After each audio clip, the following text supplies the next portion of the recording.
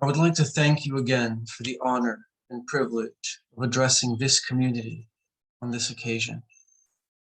It is no small thing to belong to a community of those who hold to a path of faith and devotion. For as much as spirituality may be solitary, intimate, and deeply personal, it is also something to be shared amongst those who can offer comfort and support to one another. It is in this community that we truly find our place, our purpose, and our power.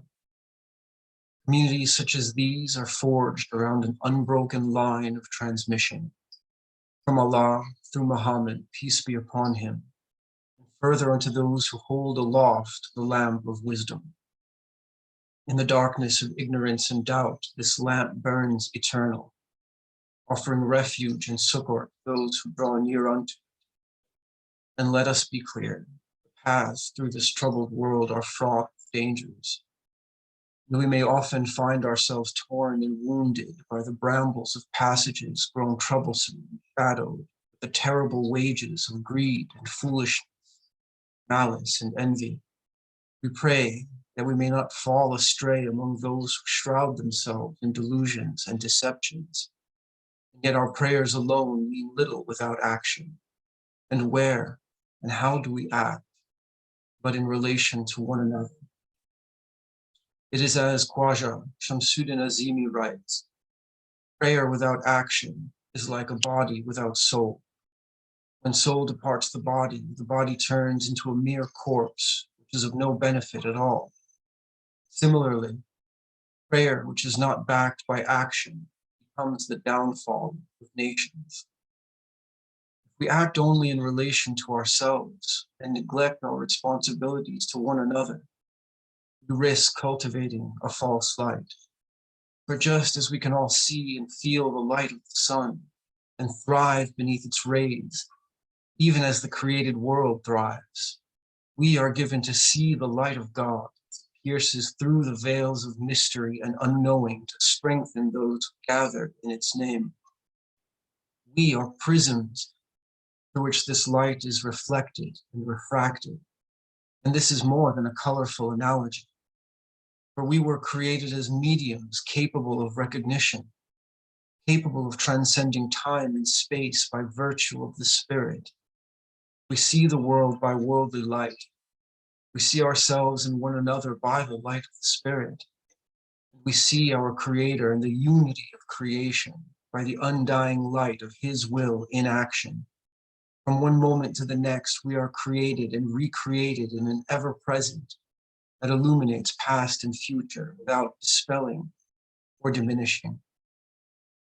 As it is written in the Quran, on the day when thou, Muhammad, wilt see the believers, men and women, their light shining forth before them and on their right hands, and wilt hear it said unto them, glad news for you this day, gardens underneath which rivers flow, wherein ye are immortal. That is the supreme triumph. This message is meant for a community, this community. Nor is that day any other than this day, this moment, for as light will, it binds all times into a singularity that exists as the fulfillment of divine promise in the splendor of unending continuity. Community brings place, and this place is at the crossroads of spirit and flesh, earth and the eternal. It is written in the Quran, verily we have honored the children of Adam, carry them on the land and the sea, and have made provision of good things for them, and have preferred them above many of those whom we have created with a marked preferment. We are protected on our travels by Allah, and we have been given to enjoy the world He created in its fullness. And knowing the names of all things, have been given the means to create places where His name may be enshrined to remind us that we must safeguard the bridges between this world and the next. And we are meant to cross these bridges together as a community above the gulfs and fathoms of a distance that becomes no more than a pinpoint when the spirit and flesh are united in common purpose. Before we can truly know one another, we must know ourselves, for we are all mirrors to one another. And unless we recognize what we see in one another, we can never be free of the dualities that divide us between them. Joy and sorrow, life and death, peace and anger, pivot around an axis of being that recedes and expands as we devote our efforts to finding an elusive balance between self and other. Where is this balance? Where, amidst the turbulent waters of fragile human life, can we find it? We reach out of ourselves and into ourselves, our hands groping and grasping. And it is when we make contact with one another and with God that we are brought into focus. What we give and are given become part of a stream that extends into and through us to dissolve all that we might hoard and keep for ourselves. Khwaja Shamsuddin Azimi writes, "O son of Adam, although you have hidden your eternal and unending life behind layers upon layers of curtains, and have even buried it inside you, I will not forsake you. I will keep on trying to awaken you, whether you heed my words or not. Let us be awakened then, and find one another in this place of bounty, for we do not awaken to find ourselves alone." Yet we may often talk of light and joy, but this world is filled with uncertainty. It is fair to ask, as many often do, why it is so hard, especially in our modern world. When surrounded by a community of believers, the light of faith is easier to see. And it is for this reason that we gather in worship, not only to see, but to maintain our clarity. When our eyes are clouded, we may find ourselves powerless to clear away what obscures our vision. We often need others to help us, to take our hands and lead us to places of rest. This world, however, is filled with many peoples and societies who do not believe as we do. Some of what they do is rightly condemned. As Khwaja writes, "How unfortunate that in the name of progress, we are bent upon destroying the very womb in which we have grown to maturity. What kind of progress is this that will turn into ashes the colorful beauty that surrounds us? The flowers and the trees, the mountains and the valleys, the gardens and the deserts. This is not progress."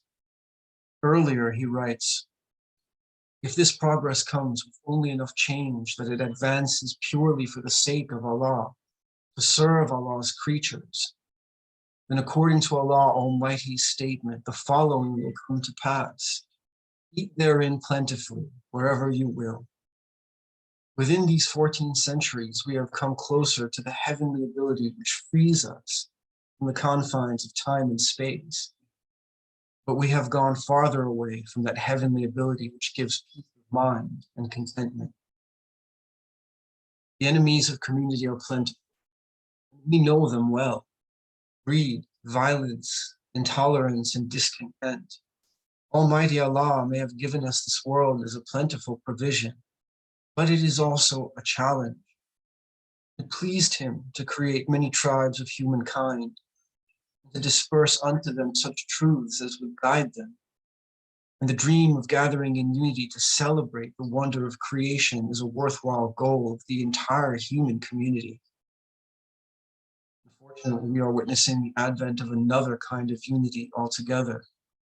Again, as Khwaja writes, "The modern human being in many cases spends his entire life in a manner that goes against the unshakable laws of nature.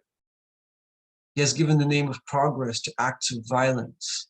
He breeds unpleasantness of the future in the name of human welfare.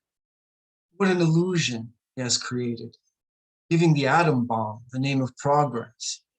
He sings the praises of the superior abilities of man." This brings us to the purpose of our community. We have little choice but to clearly define the line between using our abilities as human beings for the benefit of Allah's creation and its myriad creatures, and our tendency to cause severe imbalance by promoting progress that is ultimately harmful or destructive. It is not always easy to tell the difference. Progress can often be weaponized or utilized for good. Atomic energy, for example, can be used to provide an alternative to burning fossil fuels, and it can be used to create weapons capable of annihilating entire cities.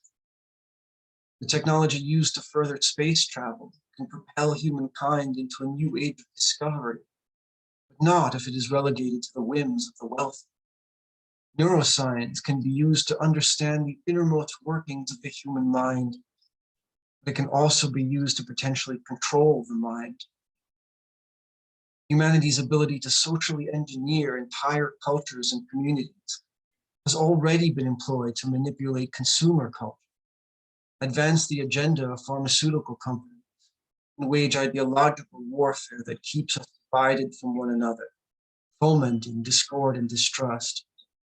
Yet the same understanding can be used to promote societies capable of banishing poverty and greed, violence and hatred, while allowing individuals and communities to shape their destinies without becoming the puppets of governmental or corporate masters.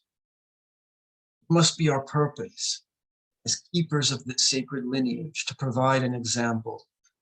As it is written in the Quran, O my people, give full measure and full weight in justice, and wrong not people in respect of their goods, and do not evil in the earth, causing corruption. That which Allah leaveth with you is better for you, if ye are believers, and I am not a keeper over you. We have been given a responsibility not only to refrain from evil, but to promote justice. And justice is a purpose that is based on balance, understanding, and awareness. Evil awaits on both sides of this balance. If we exceed the full measure and weight of it, we fall into cruelty. If we neglect the full weight of it, we fall into disregard and oppression. How easy it is to do so, for the full weight and measure is never static, but must be judged always according to our understanding of the responsibility we hold to protect others, safeguard creation, and promote well-being amongst one another. It is easy to love those who are like us, and who believe as we do. It is harder to extend that love, kindness, and compassion to those who are other, and we are other to many. We believe that it is possible to know Allah and to directly receive His gifts, whereas others may not even believe this is possible at all. We cannot afford to underestimate the power of this understanding, as it is co-joined with our purpose. So many people have hidden their true selves behind curtains and veils, and comfort themselves with illusions. The presence of God becomes something fearful. For it is also easier to love what is known and clearly defined, and it takes courage to love the mystery and splendor of our Creator. It is for this reason that we must learn how to love ourselves and others and creation. And yet this too has been made increasingly difficult in our world today. We see before us all the ways that we have failed to honor creation. And we see that even our progress has been corrupted to serve materialistic ends. We mistake loving ourselves for loving our bodies and minds, when these are but ephemera when compared to the spirit we fail to see. We should love one another, yes, but we also see our world not only repeating the mistakes of the past, but magnifying them in unprecedented ways. We once waged war with weapons that could harm hundreds, then thousands, now millions, even billions. And in the face of such destructive potential, how can we love what we have accomplished? How can we love one another when our streets resound with the cries of those who clamor against injustice? Yet we must. We love our fragile children and tend to them with care, and yet the fragility of our world goes untended. This path gives us hope. And this too is one of the central purposes of community, to give hope. Hope that we may all be awakened, and that those of us who are awake may rouse the sleepers among us. To many, the narrative of history has become a nightmare. And caught in its grip, many struggle against what they dimly and rightly perceive to be a terrible fantasy born of the corruption that feeds from a wellspring of falsehood. Those who deceive and mislead have learned well how to perfect their lives, and they have mastered what is perhaps the harshest and most dangerous trick of all, to manipulate belief itself. We are what we do, and we do what we believe. When the root is corrupted, the fruits of the tree become poisonous. Just as we have obscured the lights of the heavens with the lights of our cities and dwellings, so too has the light of truth been obscured by the postmodern fragmentation of truth itself. Some things are not relative. And among the most prominent deceptions is that relativity allows us to appreciate the myriad.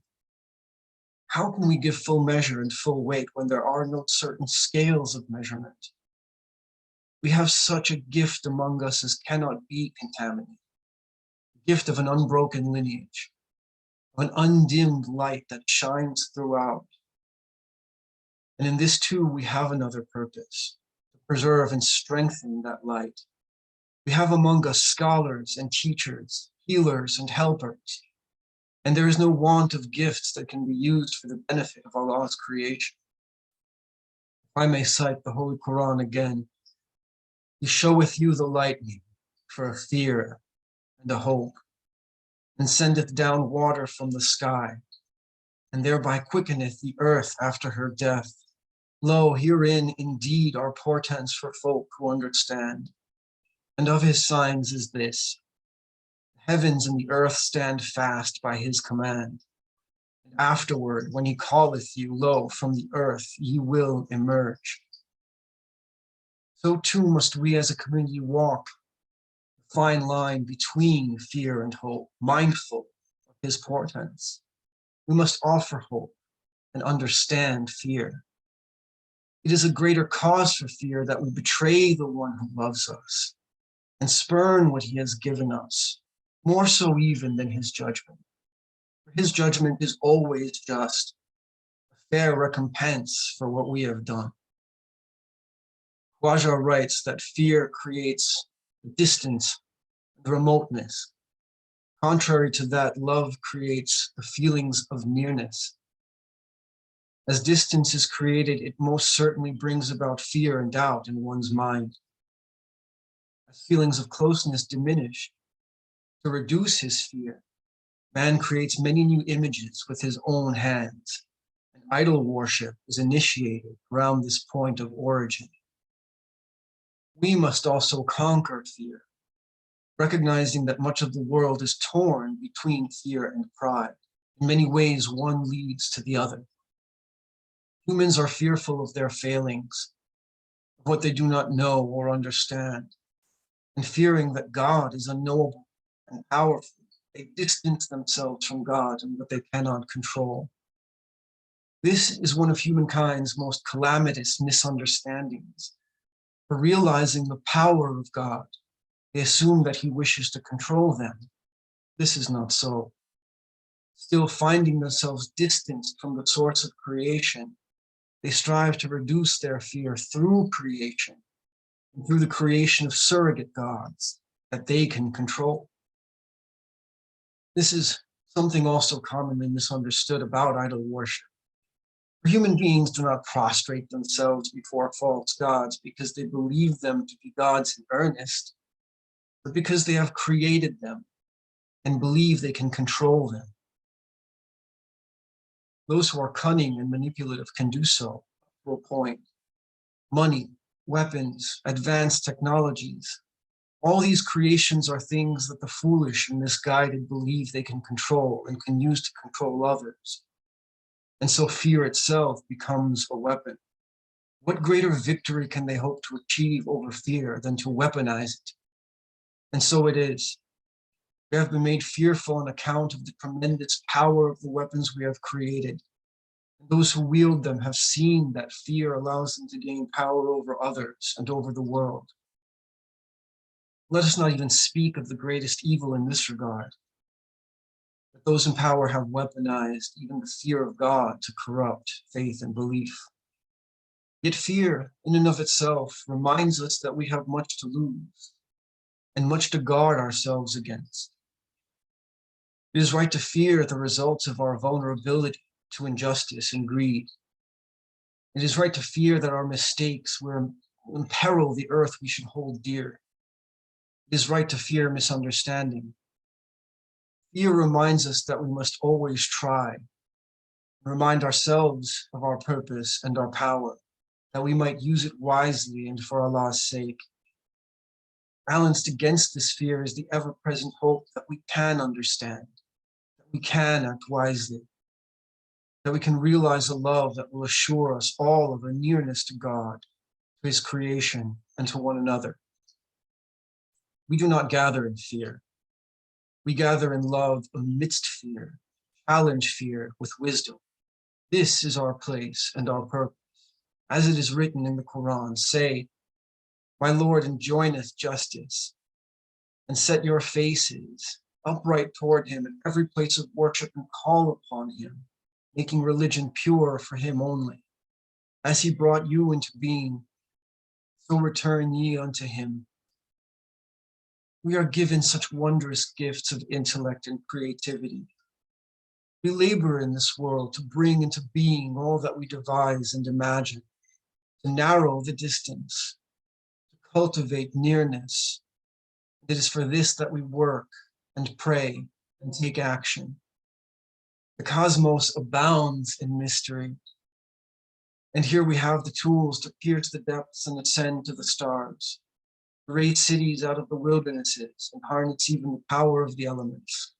And all this so that we may strengthen our spirit. All these are tools to be used in service of the Spirit. And so deep and so far stretches this Spirit that our efforts are inexhaustible, and the mysteries endless in number.